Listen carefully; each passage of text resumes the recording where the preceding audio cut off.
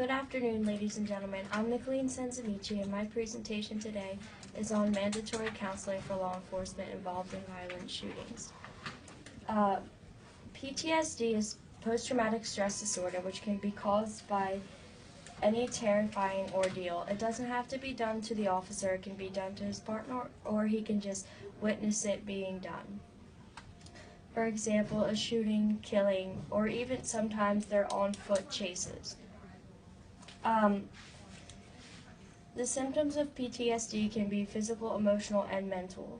An example for the physical and emotional would be the nightmares, night sweats, carrying stress and anger all the time, flashbacks, and the substance abuse and to suppress memories. Only not even a third of officers turn to drugs to suppress their memories. It's mainly alcohol or their extra anger. PTSD affects the officer by putting mental blocks, flashbacks, when they are going through a stressful situation, which makes it harder for the officer to concentrate and make the best decisions. How the counseling will help is that it gives the officer an out, a chance to be able to tell his feelings, describe how he's handling it, make connections with other officers that are doing the therapy, and it also gives them other ways to cope. Like the therapy can set up little sessions on the online website that I made, or even they will be able to meet other friends and get their numbers and stuff.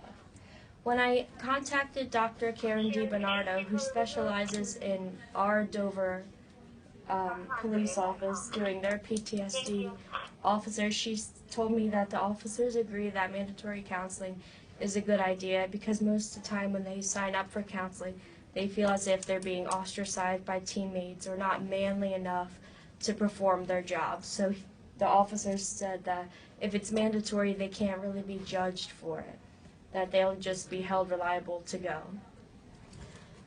For my visual presentation, I put together a little website called Got It, Get Over It Together. And on this website, they have daily forms or questions they can fill out, like what do they find the best way to cope with their PTSD, and maybe how it's affecting them in their everyday life. I put together some resources, Dr. DiBernardo, who I contacted, and Dr. Samuel, who said he would be able to help as well. There's also a blog for if it's a time when they can't reach anybody, that they can go on and make a little blog and other people can answer to them and see if they have the same thing going on. Also, there's all the contact information for Dr. DiBernardo, and she can be reached, she said, almost 24/7 as long as she's not with another patient. This website will help to bring together all the victims and help them work together until the pain ends.